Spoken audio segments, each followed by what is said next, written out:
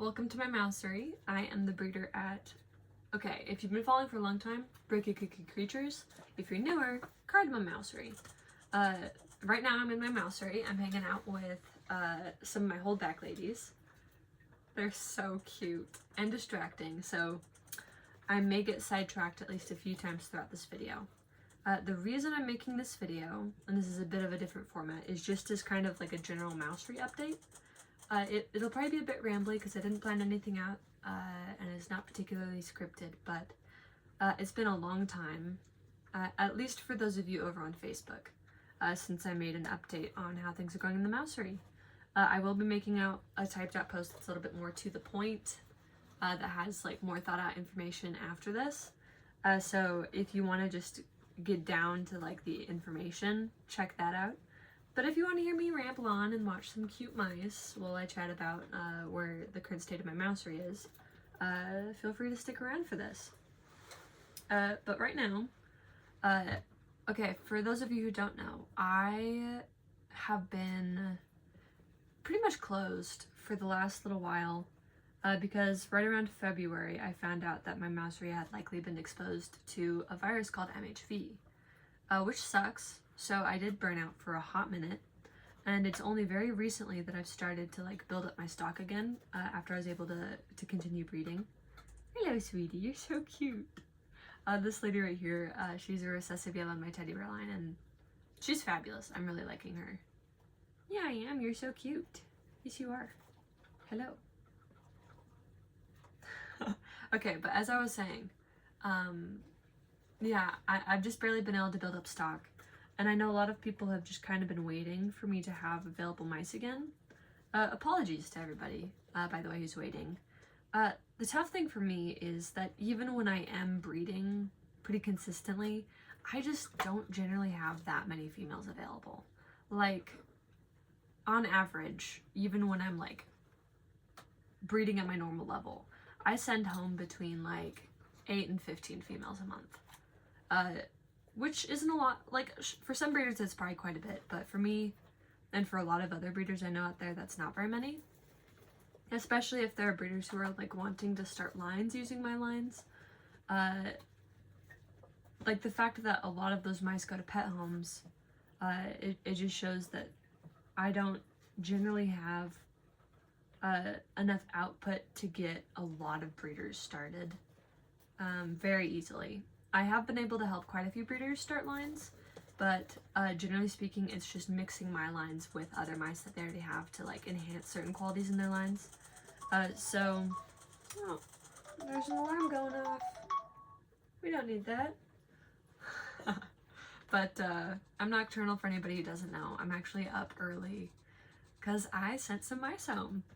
I had a few people who had been waiting for a very long time, who are repeat buyers who wanted some mice, and I have been sending mice home a little bit.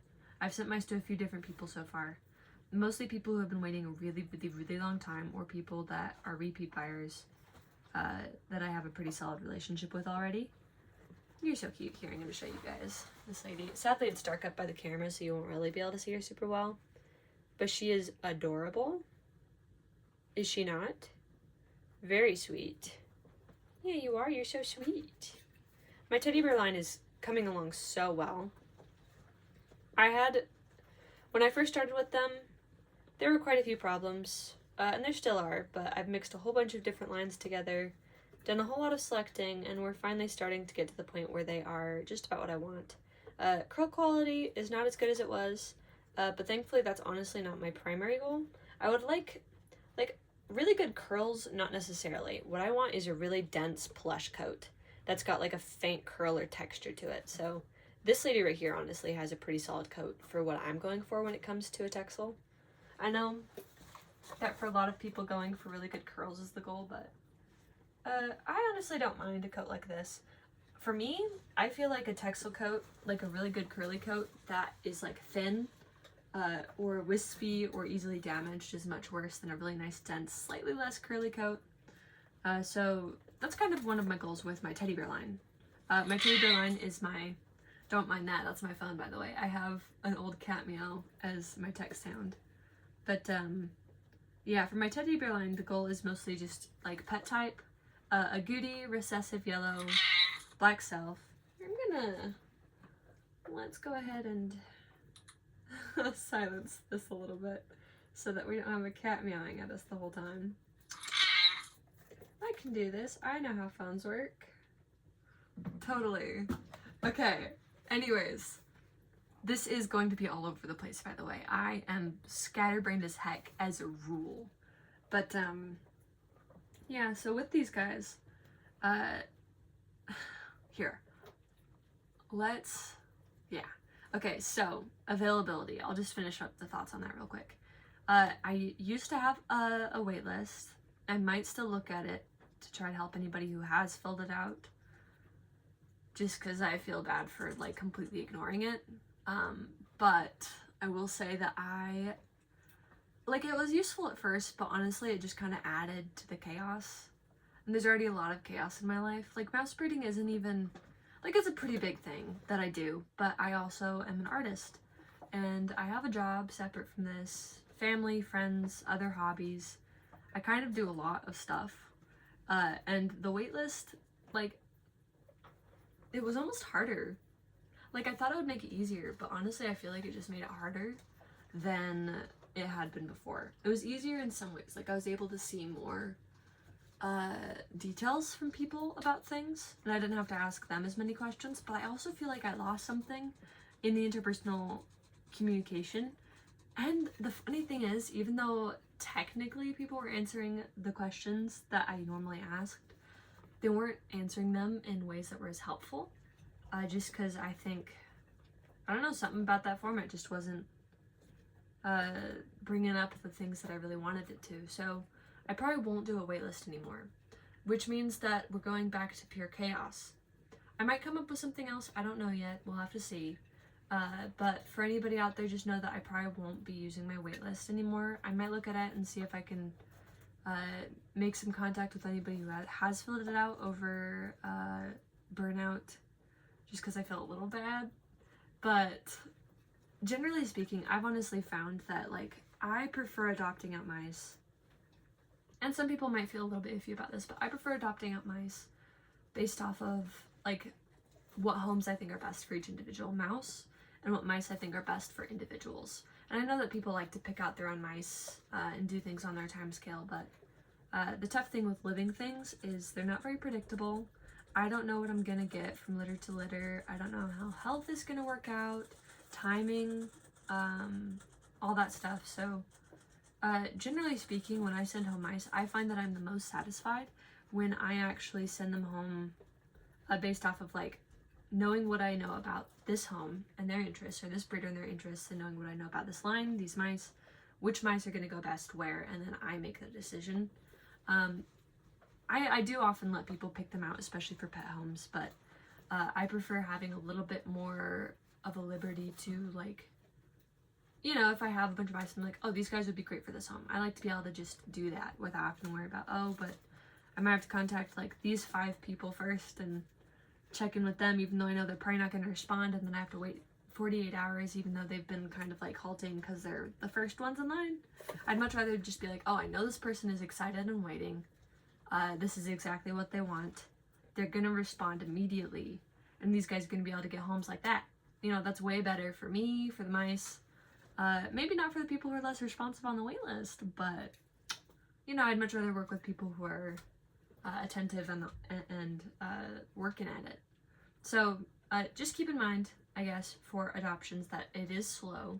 Usually I only have like 8 to 15 females a month that I end up sending out because I'm very selective about who I send out to homes. A lot of them are pet only, and I send home a lot of retired ladies if I have extras every month. So it means that availability from me in general is just not, there's not a lot. So especially big apologies to new breeders who are interested in getting mice from me. I would love to send mice to you guys. The tough thing is, 1, I'm extremely picky about who I send to breeders, and 2, I just oftentimes don't produce enough mice to get like a good line started with just my mice. If you're mixing my mice into another line to like enhance the qualities of your line, that'll probably work great. These guys are great supplementary mice for a line. My temperaments are really solid. All that stuff. I work pretty intensively on health too. More so, health and temp, I should say, I definitely focus on them the most. Color and coat are important, but you will get, if you're a breeder, you will get some interesting genetics with these guys. They will not be super predictable. Here's another lady. This lady is a blue agouti Texel pied. She's got that really nice plush coat. What I'll say about this line is I started out with like a bunch of different lines that I just ended up mixing together. And one of the initial problems with the line that I don't know if everybody doesn't like this, but they had very thin coats. The curl quality, amazing on the Texels that I started it with. But the density of the coats was just not where it's at. Like there was, like they had problems with, here, 1 second.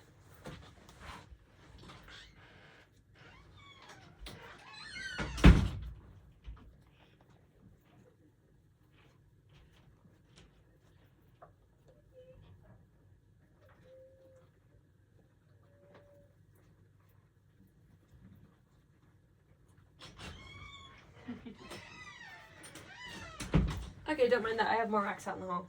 So this lady's a good example. She's old. She's actually very old. She's over a year old. But you can see she's still got curls for days. She's a second gen outcross from the teddy bear line when I first started it. But you won't be able to see it super great in this lighting.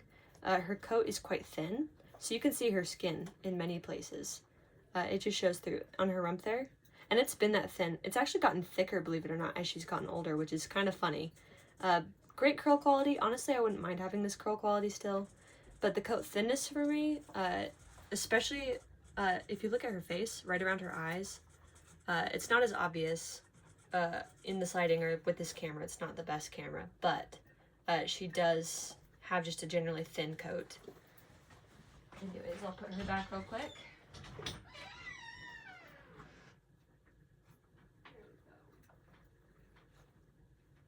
All right. And yes, I do have more racks out in the hall. That's my retired lady rack. She's one of my stinky old ladies. That's what I call her. But very cute. Better curl quality than these guys for sure. Those curls at like a year old, good stuff. But coat density for me has definitely been a big focus. So if you get my teddy bear line, just know that I have been doing a lot of work with it, and it has gotten a lot better with health, temperament, especially. There are still a few things I'm working out. Like, they have a pretty strong starter response at first. These guys are all pretty dang solid. I mean, they settle down really nicely. I just want to get away from that initial starter response that they've been prone to since I started with them. It's better than it was for sure. Honestly, this next generation is just doing fantastic. Yeah, I'm very satisfied with you guys. I'm very satisfied. But you know, there's always work to be done with a line. But yeah, so those are kind of the qualities, but keep in mind that they have recessive yellow, multiple C dilutes, probably Merle / Roan, pied, satin, extreme black. What else do you guys have mixed in there?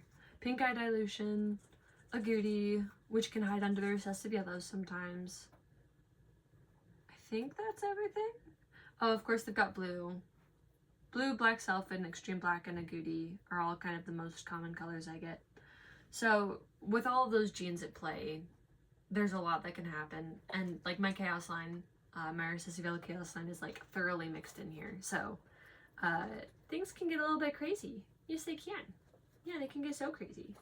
And my teddy bear line is the one you're most likely to be able to get some from. I do have a couple show lines that I'm working on as well, the latte line and the espresso line. I like me a good coffee. The latte line is the line that I'm using to focus on learning how to breed for type, specifically the body plan, because like I've spent most of my time in breeding selecting for coat color, coat quality, the face specifically is something I focus a lot on, and then of course health and temperament. But I feel like my ability to select for really good type is kind of not the best.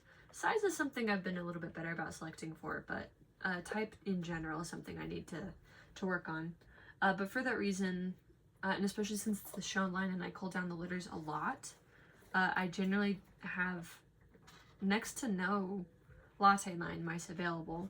That might change in the future, because they're getting healthier, but I wouldn't count on it. Honestly, probably just retired females going out to pet homes for now. Same thing with the espresso line. The espresso line's so new. Literally, I started it. I won't say I started in November because all the lines were still separate, but I had mixed and gotten through the first generation by like November, or sorry, by like February. And even now, I wouldn't say it's fully established. I think it still needs something. So I probably also won't be selling espresso line mice to anybody for breeding, at least, just because I don't feel confident with its current place. There's still so many kinks I need to fix and work out. So if you're a breeder, teddy bear line, best bet. Absolute chaos. Completely chaotic. But if you want really good temperaments, coats, general health, they have all that in rich supply. Yes, you do.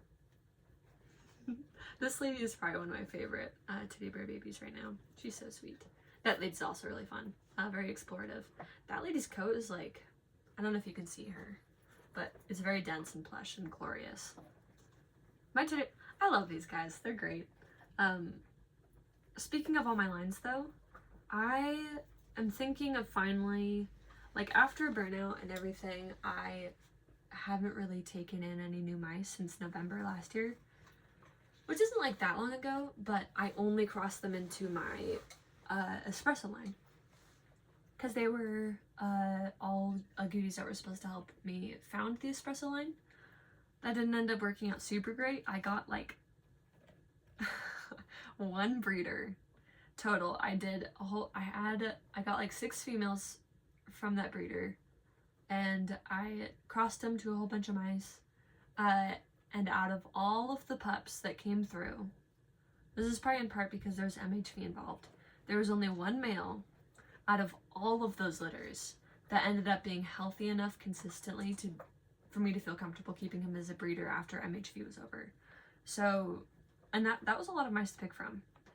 So, I mean, the one perk about that is I was able to kind of isolate out the healthiest and best genes from from those lines. The only problem is that's not a lot of like I had Texels that I crossed them into, and I also used a little bit of the latte line, which I had already been working on for like a year by that point.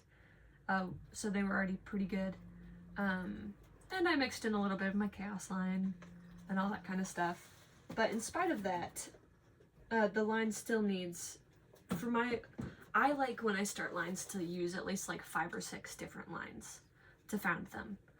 Just because the genetic diversity there gives me a lot of options for genes to pick from, for really good quality genes, and it makes it a lot easier to select away from the genes that I don't want, because very few mice have any of those traits homozygous, so it just makes it easier to select for better mice. It takes a lot longer to get to where you want because you have to breed away all of the things that you mixed in that you don't want, but I think it's worth it in my opinion. I've found that it generally makes my mice healthier.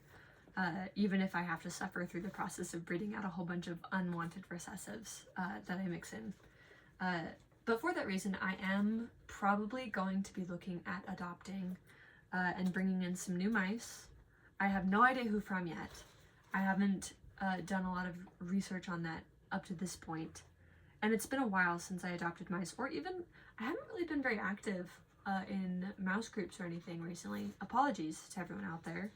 I used to be pretty active, but life's just been crazy. I do a lot. I've been doing a lot outside of mouse breeding, so I've just been focusing on just the breeding part and not so much on the outsourcing part or talking to other people part, which I miss. It was fun. So I'll try to get more into that, at least for the next little bit, as I'm starting to think about who to get mice from. I'm going to be looking for definitely 1 or 2 outcrosses for the espresso line.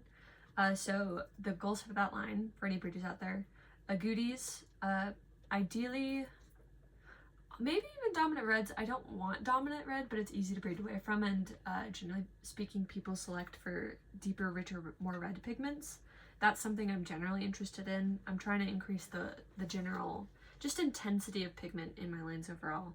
So X black, dominant red, satin on X black or agouti. I generally want to avoid pied in this line. Looking for more show type, but pigment quality, health, and temperament are the most important things. I can work on type over time, it's no biggie. And I can work on all the other things too, but I'd ideally start from at least a manageable standpoint when it comes to health and temperament. Like this lady right here, she's from the espresso line, and it's still really skittish. It's way more skittish than I'd like, and cautious. She's crawling on my hand right now, which is great, along with another one of the teddy bear letters. So this is currently what my espresso line kind of looks like. I don't have many examples from the line. You can see decent type, not the best, but she's at least larger than a pet type mouse. Decent tail, nice overall health, body plan, bright eyes, pretty low set ears. She's definitely not as dark as I'd like, and definitely not as rich in pigment as I'd like. So yeah, that's that line.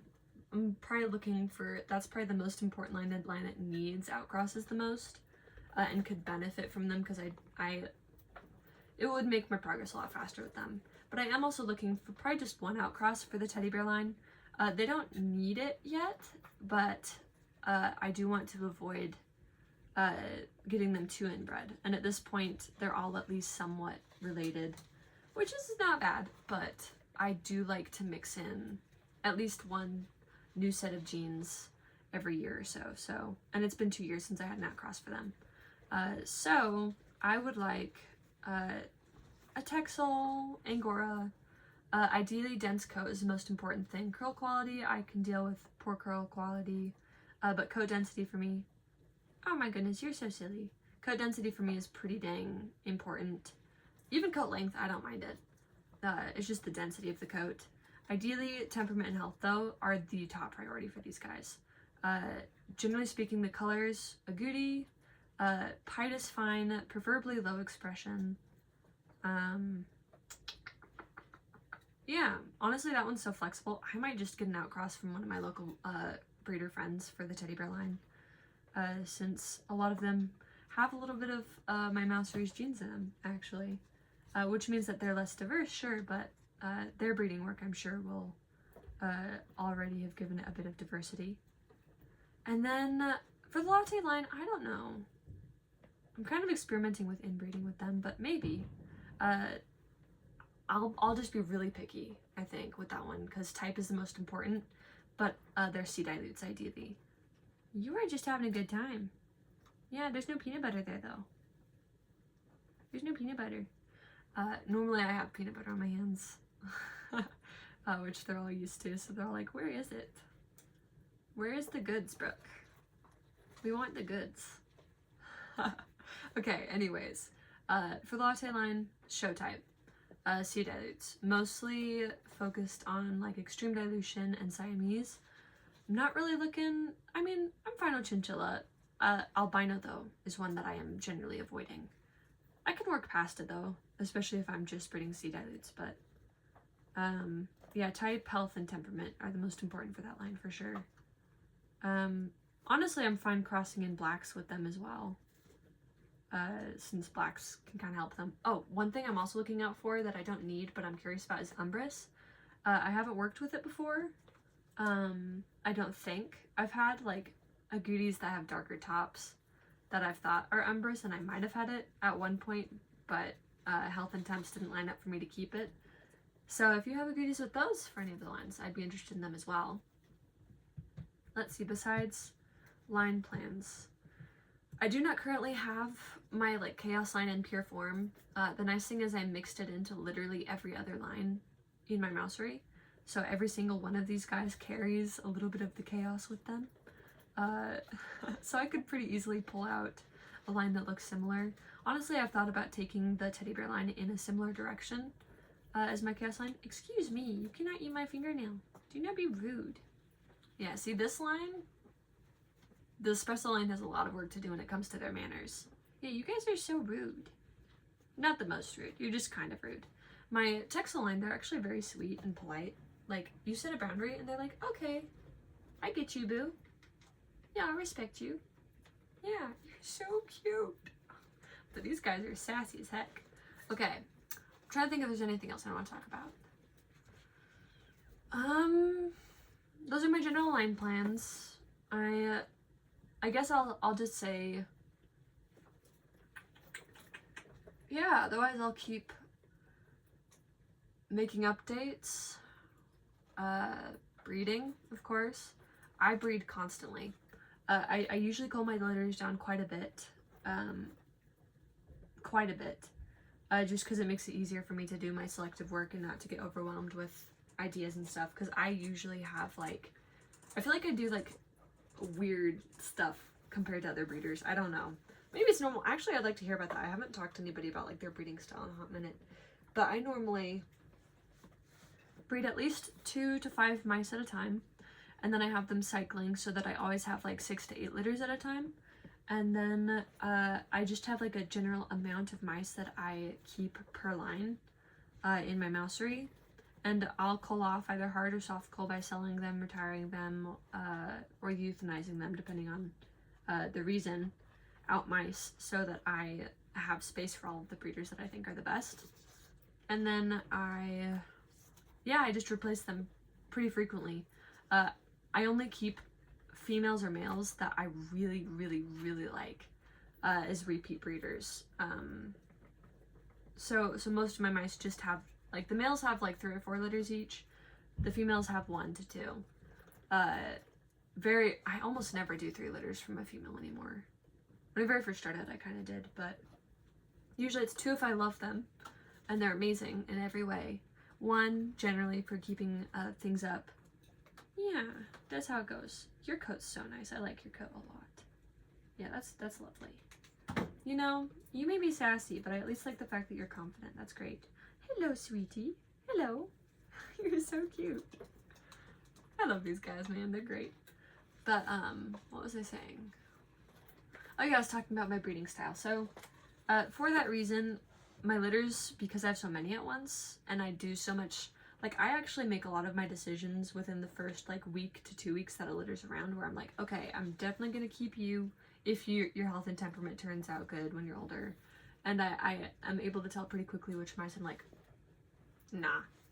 Usually by, like, week 2, believe it or not, I've already got a pretty solid idea of temperaments and coats and stuff, so I'm able to cull off any that I'm like, these guys are not gonna be good as far as pets or breeders goes. But for that reason, by the time they reach, because, like, I don't want to send mice out to a breeder that, even if they turn out good by the time they're to adopting age, if they had, like, a not great period, I'm sending that lame-o annoying period off to a breeder, which sucks because the breeder has to deal with, like, their chaos phase. So I prefer not to adopt out stinkers who are stinkers at any age, just to make people's lives a little bit easier.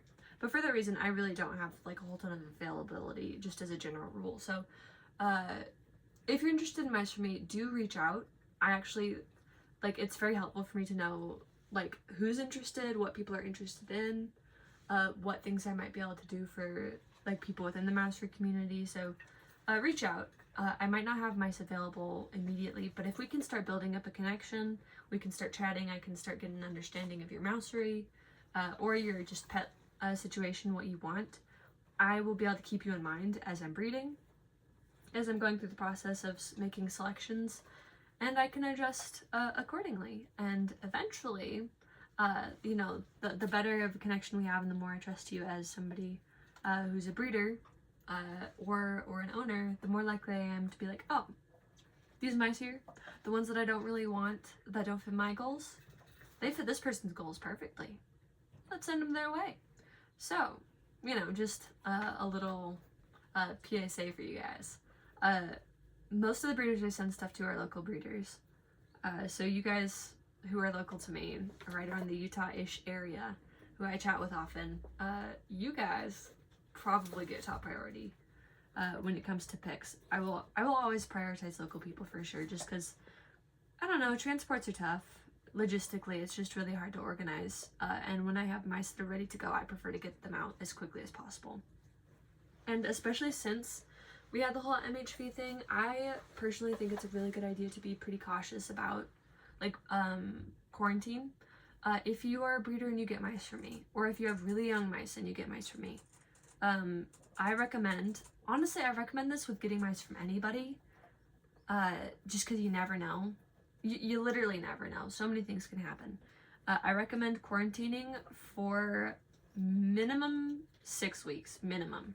I recommend 8 weeks, no breeding during that time, because breeding will make it so they can pass on something to the pups if they have it.